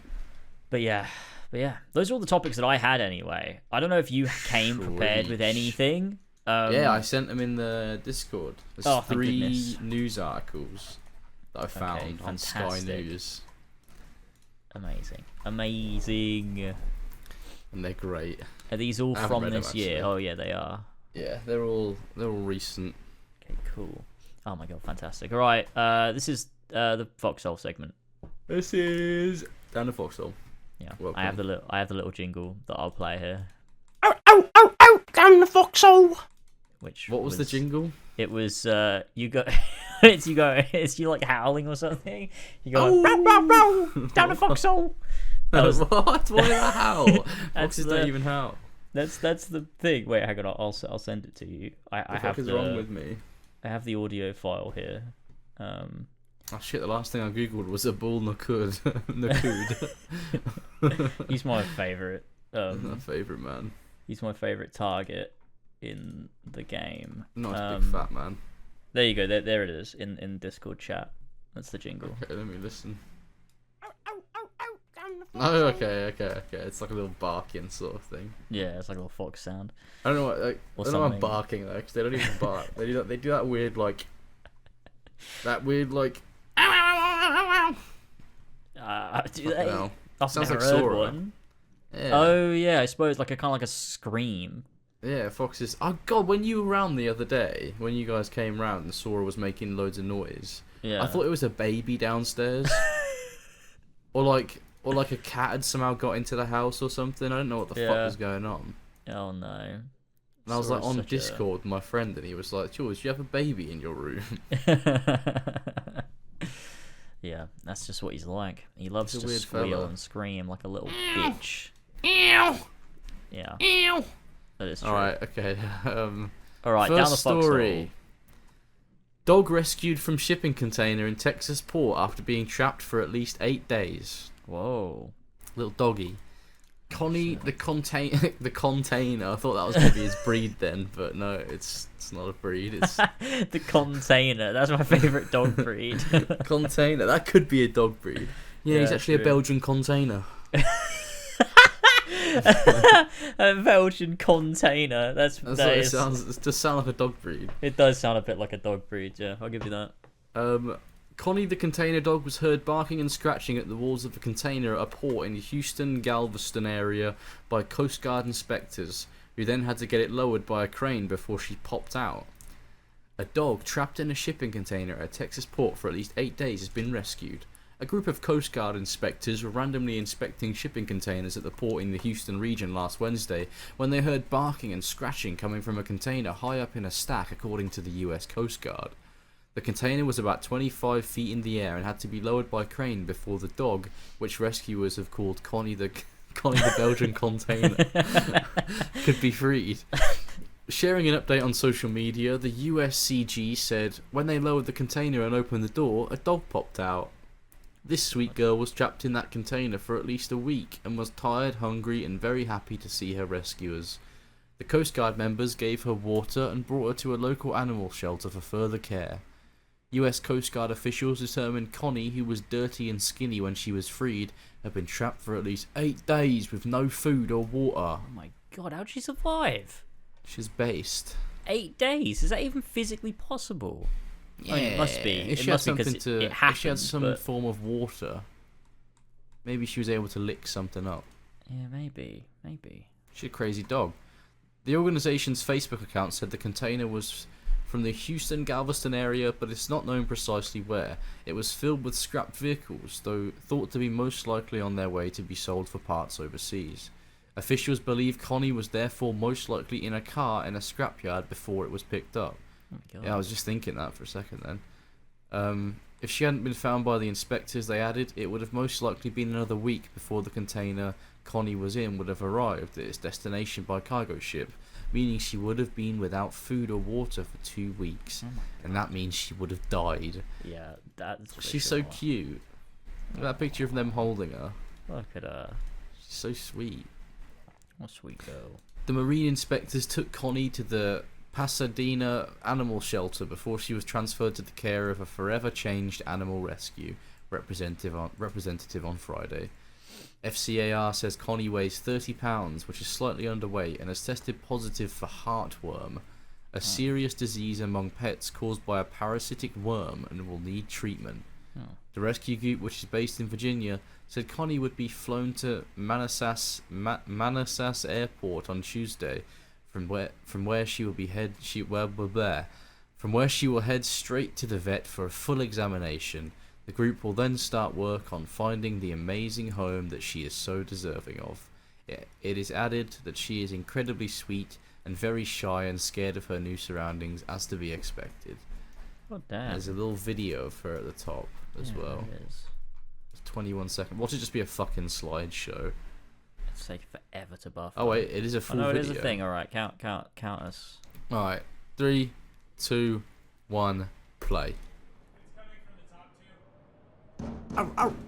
Yeah, fucking hell, she's going wild. Oh, she's so my high up. God. Oh, Oh my gosh. she's so cute. Oh, look at her Oh little my face. god. The poor dog. 8 days. That Imagine must have being been in a there for pretty 8 horrific days. experience. Yeah, Jesus Christ. God, and she was still trying to get out. Oh my gosh, that's awful. Yeah, glad thank God she's she doesn't alright, have though. like the mental capacity to sort of go insane during that time. Yeah. Oh my god. Bless her. She's a happy, happy dog. Ow, ow, ow, ow, ow. It's a fun story. Yeah. Well, at least she lived. It would be a very Yeah. bad story if she died. Yeah, good thing she's alright. That's good. Bless her. On to the next one. Okay. This one's mental. I've not read any of these. Okay. I just picked the most fucking mental sounding ones, and this one certainly sounds unhinged. Okay. Pigeon suspected of being Chinese spy released by police in India after being detained for 8 months. What the fuck? They detained a pigeon for 8 months in prison because they thought it was a Chinese spy. They couldn't tell that it was a pigeon. Detectives suspected the bird was involved in espionage after it was captured near a port in Mumbai. It was found with 2 rings tied to its legs featuring words that appeared to be Chinese. It was iced out. A pigeon accused of being a Chinese spy has been cleared by police and released back into the wild. The bird was detained by... How could it be a Chinese spy? I don't know how that even works. Yeah, Is it I'm going not to come back sure. and tell its owners what it saw? Well, to Can't be fucking fair, speak. pigeons, that's the thing they do, isn't it? They can speak. return and stuff. But maybe it was so that like maybe it sends a message, someone takes the message, and maybe they give a message back to the bird, and then it takes it back to the Chinese. That's true, yeah. That could But happen. how far away is India from China? That's a fucking long it is long quite journey. a long way, but Very long journey for a lone pigeon to make. yeah, and but not get lost. they do that though. Like in the World War and stuff, they'd be sending them across the ocean and stuff, right? Like from England to France and things. Was it not just right? like something they would do? I don't know, to be honest. Maybe. I I'm just pretty thought sure it was it's a something they thing. used to like send a message to someone like a borough near you when you're in London. It's like, Maybe I can't be asked to walk there. Maybe I'm wrong. I don't know. Because it's like I can't imagine a pigeon even doing like a message between two cities. You know, let alone across like a continent. That's such a long journey. Maybe I'm underestimating them though. Maybe they could do that. Wait. How far would carrier can pigeons carrier go? pigeons fly? 700 miles in a single day, but are capable of flying far further if their journeys are broken up. Jesus Christ. Oh, that's quite far. That's isn't really it? far. Yeah. 700 miles in a single day. Yeah, that's wild. Huh. The love, if that is the right word, they feel for their homes is so acute they will sometimes die for it. What? Oh. Right. Yeah, maybe I fully misunderestimated. I guess that they do have the capacity to be a Chinese spy. They could do. Yeah. That's mental. Okay. The bird was detained by officers after it was captured. I love how they say detained. As if It was like, detained. They put its wings behind its back. they put fucking wing cuffs on it. It was captured in May last year. The report in Mumbai news agency Press Trust of India reported it was found with 2 rings tied to its legs. Yeah, why is this fucking article just repeating shit? Detectives suspected the pigeon was involved in espionage. Wait, okay. Have I already read this? I already read that, didn't I? I'm going insane. Oh, maybe. Yeah, I was It's not. confused It's not too. repeating stuff. It's me repeating stuff. I'm so sorry. What Sky the hell? News. Oh, yeah, you got to, however, 8 months in captivity. It emerged. Yeah. However, 8 months after 8 months in captivity, it emerged that the creature was an open water racing bird from Taiwan, which had escaped and flown to India. Oh. Police then approached the bird's transfer to the Bombay Society for the Prevention of Cruelty to Animals, where doctors set free the falsely accused avian on Tuesday. Avian. Falsely accused. Pigeons have been in spying and combat throughout history. Combat? What? Well, like Valiant, the fucking animated film with Oh, Fat yeah. Pigeon played by Ricky Gervais. Holy shit, what a movie. Pigeons have been used in spying and combat throughout history, including by UK forces in the First World War and Second World War to deliver messages. A pigeon called Gustav brought the first news of D-Day back to the UK after a correspondent wrote a report and attached it to the bird while landing on Sword Beach in Normandy on 6th of June 1944. So yeah, you're right. Yeah. It flew over the English Channel See? I was and right. back home. I know and my brought thing us the about, I know message. my stuff, you know, when it comes to Maybe that was Valiant. birds. That's what it's based on. It's based on this happening right here.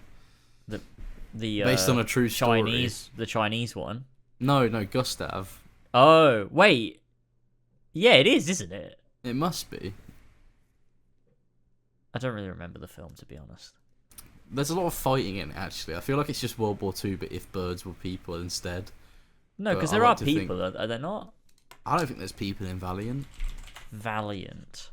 Oh, no, not the word, just the movie. It's not Are famous there enough. humans in Um, Valiant? 'Cause they're like- Oh, yeah, no, there's not. No. Because you've got this guy is like wearing a Nazi uniform, and he's a bird. So he's just a really patriotic bird. they must be stand-ins for humans that aren't actually people. humans. Yeah. What a fucking Weird. shit movie. Weird fucking movie. India has also previously detained the birds over security fears. In 2020, suspicious police in Indian-controlled Kashmir captured a pigeon that belonged to a Pakistani fisherman. An investigation found the bird was not a spy and had simply flown across the border between countries. In 2016, another pigeon was detained after it was allegedly found with a note that threatened Indian Prime Minister. Narendra Modi. the pigeon wrote it itself. The pigeon threatened the Indian Prime Minister. Why is it with the Indian? But why are they fucking arresting pigeons so often? What the fuck? It must be a common occurrence for there to be spies in India. There's pigeon spies all over the place. Maybe that's what Russia's using. Russia and Ukraine, they're using pigeon spies. Wow. The picture as well on this article is the moment the falsely accused pigeon was released. Such a wholesome moment. Where'd you think he went? Back home.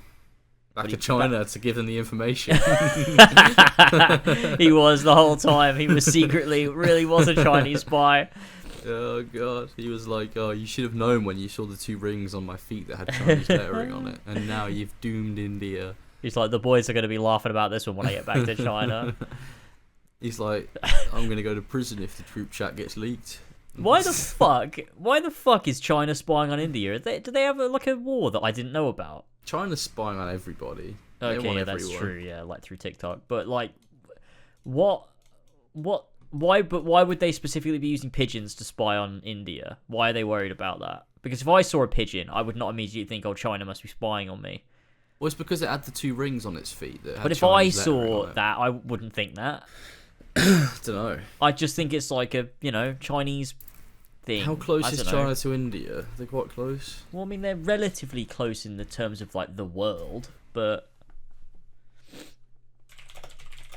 World map. I need to get a world map up. It depends where they mean. Like, where in Oh, they are quite close.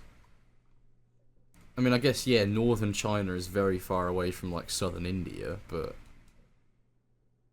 they pretty much border each other. Yeah, they do border each other. They do border each other, yeah.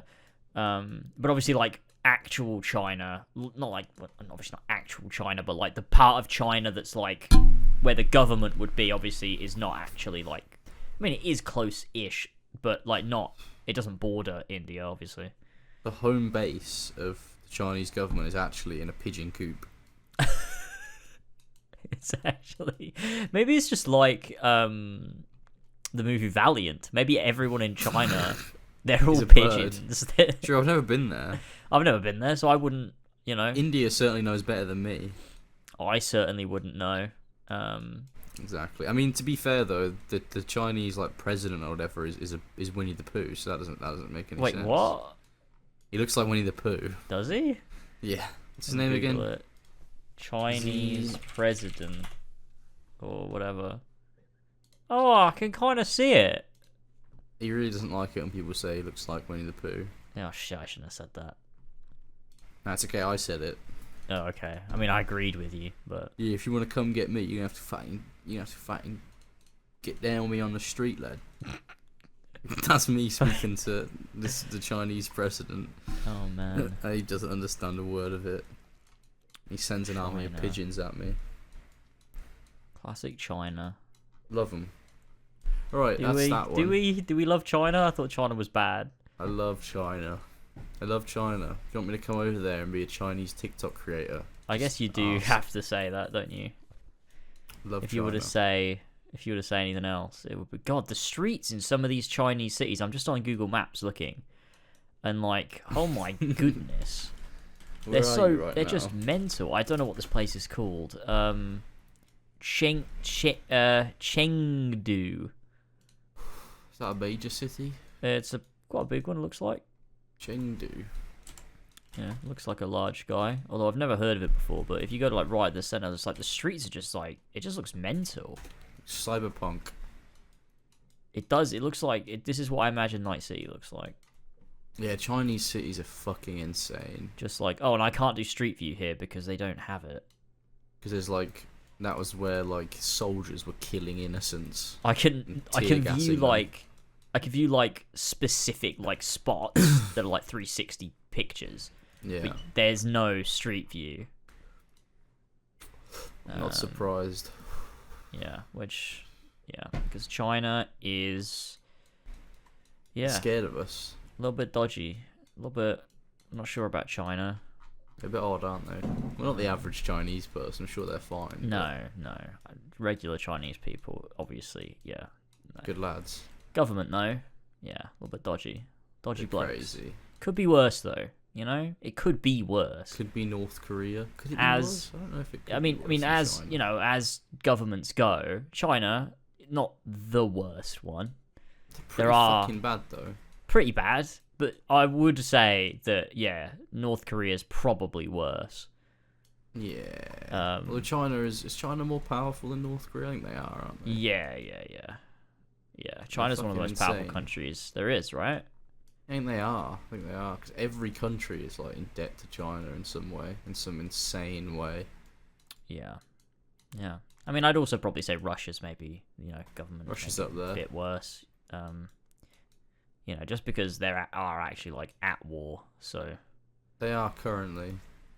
Whereas China would be coming up on, you know, on my ranking of worst governments were they to initiate a war. Top 5 worst governments. Top 5 worst governments. Number 1. Well, I don't know. I couldn't say. Number 1. Yeah. Oh God. Number 15.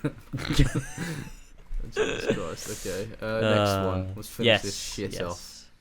The last one is camera. This is from January. This is ages ago. Super outdated. Camera catches mouse-proud rodent tidying man's shed.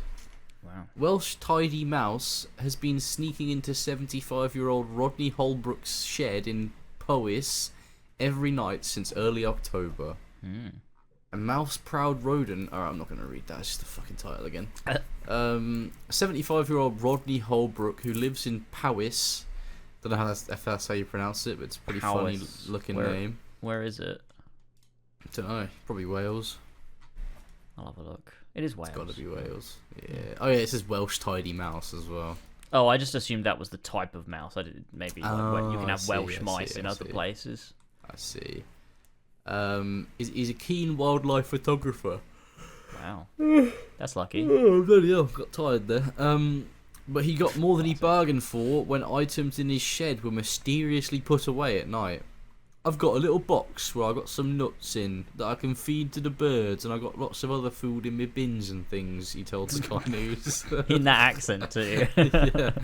One morning, I went in early October, and there were no nuts in there, and I thought I put nuts in yesterday. After the nuts disappeared on several occasions, some items started being put in the box. I had lots of bits of stuff I had on my bench all put in there, and I thought I'm going to set up a night camera, he said. So I set that up, and that's where I get these incredible videos of the mouse doing what it does.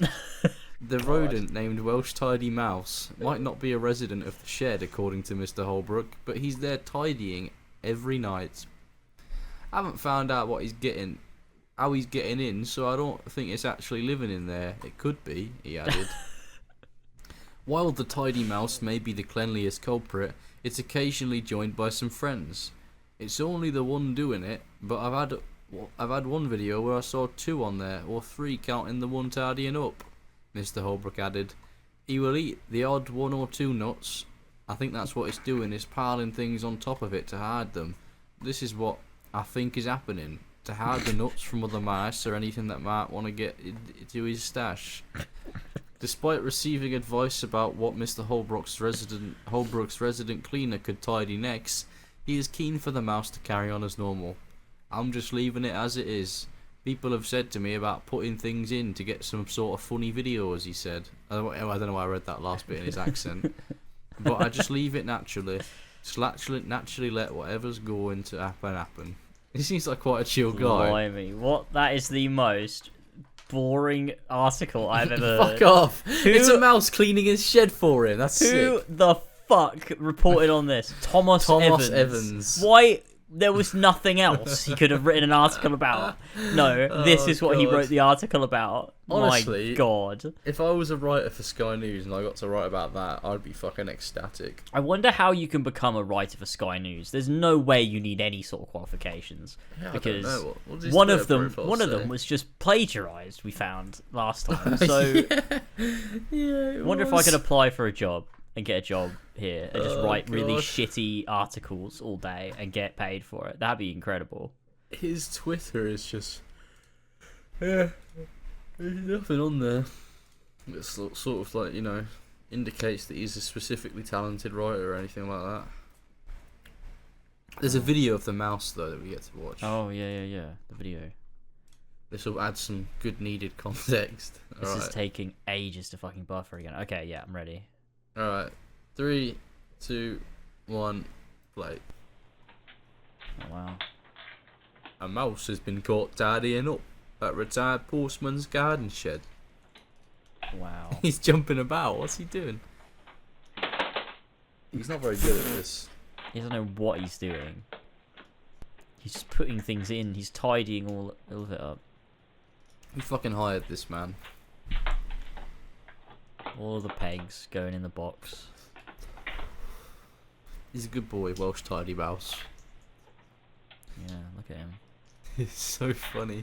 He doesn't know right now that he's become a viral superstar. Rodney says he doesn't bother to tidy up now as he knows the little mouse will see to it. Just leave shit out. Fucking hell, that's heavy, lad. Careful. Why? It's The a whole fucking screwdriver. screwdriver. Jesus. What the fucking hell? Oh my god. Welsh Wow. tidy mouse, I love him. I'm so glad that we saw that. I don't know what I could have done without that. It's a good story to end off Oh my the god. podcast. Fuck, I'm really tired. Shit. Same here. Good. Well, good way to start. You know, I feel like I've been so tired since the start of the year. I feel like I've not been not tired for some reason.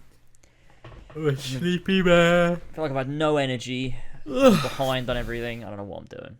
Hopefully I, you know, Sort that out. sort out, yeah. Hopefully. And then I start to feel all full of joy once Like more. a happy man.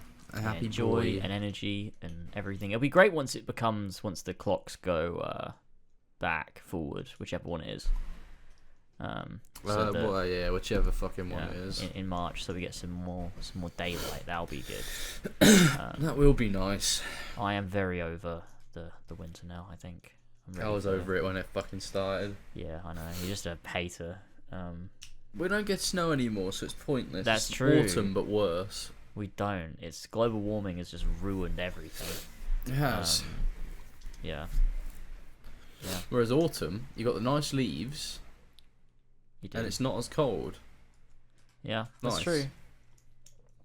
That is Summer, true. summer best. Summer best. Yeah, I'm looking forward to summer. I need the hot weather and just the good, the sun and everything. The good vibes that you can walk out of your house wearing nothing but shorts and a t-shirt, and it's just it's You're great. gonna You say don't need you to can think walk out your about house it. wearing nothing, which you Walk could. out your house wearing you could. It'd be brilliant. It Well, is would be warm brilliant. enough. But yeah, It's not recommended, especially if you live near a school. yeah, which I do. Oh God, yeah. Shouldn't have said that maybe actually because that's No, he might doesn't actually. He that lives might near an academy. dox me. Yeah, you know what? I'll cut that out. Anyway, that's it for the podcast episode. I think, unless you have anything else you want to add or say. Nah. Nah. I'm done. Okay. Good. Right. Thanks everyone for listening. We love ya. We appreciate you. And we'll see you next time. I'm sleepy. Yeah, see you later, gamers. Yeah. We'll see you soon. We'll have another one. We'll aim to do them like vaguely every 2 weeks. Yeah. But not on a strict schedule. So Yeah. just If vaguely. there's stuff to talk about, then there's stuff to talk about. If there's not, there's not. I'm expecting more Breakfast Olympics this year, though. Oh What the yeah, we fuck? need to wrap that up. What the fuck happened to that one? Yeah. We need I need think the about ending. it nightly. Yeah, we do need the ending of that story because we haven't got that yet, so that'd be great. Exactly. But yeah, leave us your comments and shit. Leave We us do your dreams. read them. Tell us about your life. You having any troubles at the minute? Tell Yeah, us about true. it. You got That's a crush on a girl? Yeah, or a boy. Nerd. You know. You're never gonna get her. Yeah, no. I hope you know that. Oh God. Fuck. Shove you in a locker, you big bitch. What you should do is dress up as your favourite video game character and pretend that she's the love interest of that character, and You that'll should do work that. out. Yeah. That's how it works.